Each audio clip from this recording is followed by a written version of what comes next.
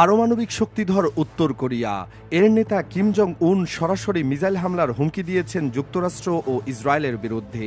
তিনি শুধু তীব্র নিন্দাতেই থেমে থাকেননি, প্রকাশ্যে ইরানকে সামরিক সহায়তার আশ্বাস দিয়ে বিশ্ব রাজনীতির সমীকরণ পাল্টিয়ে দিয়েছেন। তার হাতে মজুদ থাকা অর্ধশতাধিক পারমাণবিক বোমার ছায়ায় এখন আতঙ্ক শুরু হয়েছে বিশ্ব জুড়ে। পৃথিবীর সবচেয়ে ভয়ঙ্কর অস্ত্র যেন হঠাৎ করে সক্রিয় হয়ে উঠেছে। সেটি কোনো সাধারণ বন্দুক বা মিসাইল নয়, বরং এমন এক আগুনের বলয় যা মুহূর্তের মধ্যে পুরো মিসাইল ছুড়ে ইসরায়েল ও যুক্তরাষ্ট্রকে নাজেহাল করে দিচ্ছে।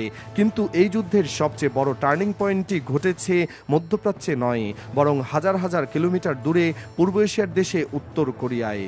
আর সেই দেশের শাসক কিম জং উন যখন তার পারমাণবিক বোতামেও আঙুল রাখেন, তখন পুরো বিশ্ব থেমে যায়। আমেরিকার শত্রু দেশ ইরানের সঙ্গে কিম জং উনের বন্ধুত্ব কোনো নতুন ঘটনা নয়, তা অনেক আগে থেকেই চলে আসছে। এটি এমন এক গভীর কৌশলগত সম্পর্ক যা বছরের পর বছর ধরে শত্রুতার মাঝেও নীরবে বিকশিত হয়েছে। তাই ইরানের উপর হঠাৎ ট্রাম্প ও নেতানিয়াহুর যৌথ বিমান হামলাকে উত্তর কোরিয়ার এই শক্তিশালী নেতা মোটেও সহজভাবে নেননি। তিনি সবার আগে এই হামলার তীব্র প্রতিবাদ জানিয়ে স্পষ্ট বলেছিলেন যে ইরানে এটি কোনো সাধারণ সামরিক হামলা নয়। তার ভাষায় এটি একটি অবৈধ আগ্রাসন ও আন্তর্জাতিক আইনের সুস্পষ্ট লঙ্ঘন। কিন্তু শুধু কূটনৈতিক প্রতিবাদেই তিনি সীমাবদ্ধ থাকেননি। এবার ইরানের পাশে থেকে ইসরায়েল ও যুক্তরাষ্ট্রের বিরুদ্ধে সরাসরি মিসাইল হামলার হুমকি দিয়েছেন তিনি। কিম জং উনের এমন ঘোষণার পরপরই হোয়াইট হাউসের পরিস্থিতি বদলে গেছে। মনে হচ্ছে ট্রাম্পের কপালে চিন্তার গভীর ভাঁজ পড়েছে, কারণ এই যুদ্ধ এখন আর দ্বিপক্ষীয় নয়, এটি পরিণত হচ্ছে এক ভয়াবহ বিশ্বযুদ্ধের রূপরেখায়।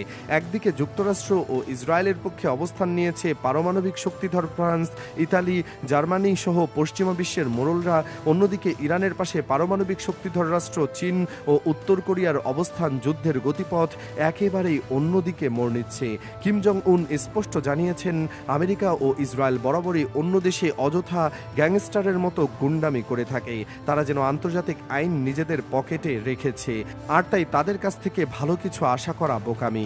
বিশেষ করে খামেনিকে হত্যার পর যখন ইরান দখল করতে তারা মরিয়া হয়ে ওঠে, ঠিক তখনই তাদের বিরুদ্ধে হুঙ্কার দিয়ে ওঠেন কিম জং উন।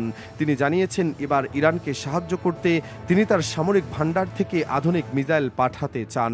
তার ভাষ্যমতে তার একটি মিসাইল তাদের সবাইকে ধ্বংস করে দিতে যথেষ্ট। বিশ্বের সবচেয়ে আধুনিক পারমাণবিক অস্ত্র ও মিসাইলের ভান্ডার কিম জং উনের কাছে রয়েছে। এদিকে ইসরায়েলের প্রধানমন্ত্রী বেনিয়ামিন নেতানিয়াহুর বাসভবনে ইরানের হামলার পর ইহুদিরা এখন আতঙ্কে দিশেহারা হয়ে পড়েছে। তারা বুঝতে পারছে যুদ্ধ এখন তাদের দরজায় এসে ঠেকেছে। ট্রাম্পের যুদ্ধবিরতির প্রস্তাব ইরান সরাসরি নাকচ করে দিয়ে একের পর এক মিসাইল ছুড়ে মার্কিন ঘাঁটি ও ইসরায়েলি স্থাপনা গুঁড়িয়ে দিচ্ছে। কোনোভাবেই এই যুদ্ধ থামানো যাচ্ছে না। আমেরিকা ও ইসরায়েল কাঁধে কাঁধ মিলিয়ে ইরানের বুকে একের পর এক আঘাত হানছে।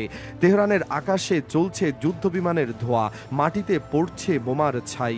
ইরান একা, কোনো মিত্রদেশ এখনো এগিয়ে আসেনি তার পাশে। মুসলিম বিশ্ব চুপচাপ দর্শকের ভূমিকা পালন করছে। এই মুহূর্তে উত্তর কোরিয়ার কাছে 50টিরও বেশি পারমাণবিক বোমা মজুদ আছে। শুধু তাই নয়, প্রতি বছর আরও 6 থেকে 12টি নতুন পারমাণবিক অস্ত্র তৈরি করার সক্ষমতা তার হাতে। তার আন্তঃমহাদেশীয় ব্যালিস্টিক মিসাইল সরাসরি আমেরিকার মূল ভূখণ্ডে আঘাত হানতে পারে। ইসরায়েলকে মানচিত্র থেকে মুছে দেওয়ার ক্ষমতাও তার আছে। ভেবে দেখুন, যে পারমাণবিক বোমার ভয়ে আমেরিকা ইরানের ঘরে আগুন লাগিয়েছে, যে পারমাণবিক শক্তির আশঙ্কায় নেতানিয়াহু তেহরানের ফাইটার জেট পাঠিয়েছে, সেই একই জিনিস কিম জং উনের হাতে শুধু আছে তাই না, সেটা তিনি প্রতিদিন বাড়াচ্ছেন। আমেরিকা যাকে নিয়ে ভয় দেখাচ্ছে, সেই আসল শক্তির দিকে তারা চোখ বন্ধ করে রেখেছে। এখানেই শেষ নয়, উত্তর কোরিয়া ও ইরানের সম্পর্ক কেবল মিত্রতায় সীমাবদ্ধ ছিল না, এটি ছিল এক গভীর প্রযুক্তিগত অংশীদারিত্ব। 2003 সাল থেকে পারমাণবিক শক্তিতে সাহায্য করছে পিয়ংইয়ং। 2012 সালে দুই দেশের মধ্যে প্রযুক্তিগত সহযোগিতার আনুষ্ঠানিক চুক্তি স্বাক্ষরিত হয়। 2011 সালে একটি আন্তর্জাতিক রিপোর্টে উঠে আসে যে উত্তর কোরিয়া ইরানকে পারমাণবিক বিস্ফোরণের সিমুলেশন সফটওয়্যার পর্যন্ত বিক্রি করেছে। এই তথ্যগুলো একসাথে রাখলে যে চিত্র দাঁড়ায় সেটা ভয়ানক। ইরানকে পারমাণবিক শক্তি বানানোর পেছনে কিম জং উনের সরাসরি হাত রয়েছে বলে আন্তর্জাতিক মহলের দৃঢ় বিশ্বাস। 2025 সালের জুনে যখন ইসরায়েল প্রথমবার ইরানে ইরানে সরাসরি হামলা চালিয়েছিল তখন কিম জং উন চুপ থাকেননি। তিনি প্রকাশ্যে ইরানের সমর্থনে দাঁড়িয়েছিলেন। ইসরায়েলকে তিনি সরাসরি সন্ত্রাসী রাষ্ট্র বলেছিলেন। শুধু তাই নয়, ইসরায়েলকে তিনি ক্যান্সার বলেও সম্বোধন করেছিলেন। তার ভাষা ছিল স্পষ্ট, ইসরায়েল যতক্ষণ মধ্যপ্রাচ্যে বিদ্যমান থাকবে শান্তি ফিরবে না। এরপর সরকারি সংবাদ মাধ্যম কেসিএনএ এমন কিছু ছবি প্রকাশ করেছে যেগুলো দেখলে বোঝা যায় কিম কতটা পরিকল্পিতভাবে এগোচ্ছেন। ছবিগুলোতে দেখা যাচ্ছে তিনি তার সামরিক কমান্ডারদের সাথে নিয়ে বৈঠক করছেন, ম্যাপের ওপর নীল কালি দিচ্ছেন, তার চোখে এক ধরনের ঠান্ডা রাগ আর নিষ্ঠুর সংকল্প দেখা যায়। এই ছবিগুলো কোনো সাধারণ প্রচারণা নয়, এটি একটি সতর্কবার্তা। কিম জং উন বুঝিয়ে দিতে চাইছেন যে তিনি কোনো সাধারণ প্রতিপক্ষ নন।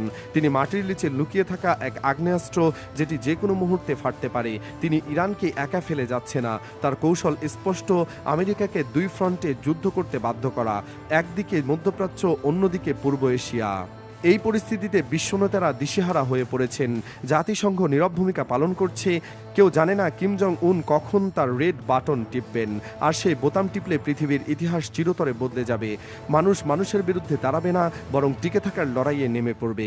তাই প্রশ্ন হলো, মানব সভ্যতা কি এই বিলুপ্তির দ্বারপ্রান্তে এসে পৌঁছেছে, নাকি এখনও শেষ মুহূর্তের কূটনৈতিক সমাধান সম্ভব? কিম জং উনের চোখের দিকে তাকিয়ে পৃথিবী এখন শ্বাস রোধ করে অপেক্ষা করছে। এই নীরবতার ভেতরে যে ঝড় বয়ে যাচ্ছে তা হয়তো আর কেউ দেখতে পাবে না, কিন্তু এর প্রভাব সবাইকে গ্রাস করবে। এটাই হলো বাস্তবতা, এটাই হলো আজকের পৃথিবী। কিম জং উনের এই পদক্ষেপ মূলত ট্রাম্প ও নেতানিয়াহুর জন্য একটি বড় ফাঁদ। তিনি জানেন আমেরিকা দীর্ঘমেয়াদী যুদ্ধে জড়াতে চায় না, ভিয়েতনাম বা আফগানিস্তানের মতো পরাজয় আর তারা চায় না। কিন্তু উত্তর কোরিয়া যদি সরাসরি যুদ্ধে জড়িয়ে পড়ে, তবে আমেরিকার সামনে দুটি পছন্দ থাকবে, হয় পিছু হটা, নয়তো তৃতীয় বিশ্বযুদ্ধ। কিম জং উন ট্রাম্পকে এই কঠিন পথে ঠেলে দিচ্ছেন। তিনি টেরর ব্যালেন্স তৈরি করতে চান, ইরানকে বাঁচিয়ে রেখে তিনি আসলে নিজের নিরাপত্তা নিশ্চিত করতে চান। কারণ ইরান পড়ে গেলে উত্তর কোরিয়ার পালা আসবে, এই ভয় থেকেই তিনি এত অগ্রসর। এই মুহূর্তে বিশ্লেষকরা মনে করছেন এই পরিস্থিতিতে কার লাভ, কার ক্ষতি? সবচেয়ে বেশি ক্ষতি হবে সাধারণ মানুষের, আর লাভবান হবে অস্ত্র ব্যবসায়ীরা।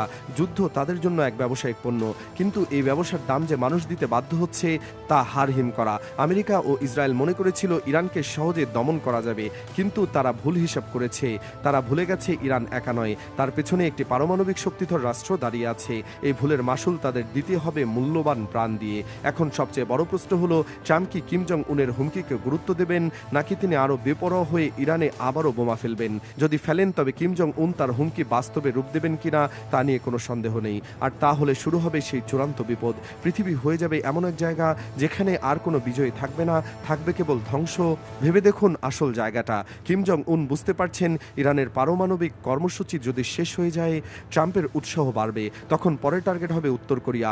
ট্রাম্পও জানেন, অথবা তিনি একজন অপ্রত্যাশিত মানুষ, দিক নির্দেশনাহীন মিসাইলের মতো। কখন কোন দিকে যাবেন কেউ জানেন না।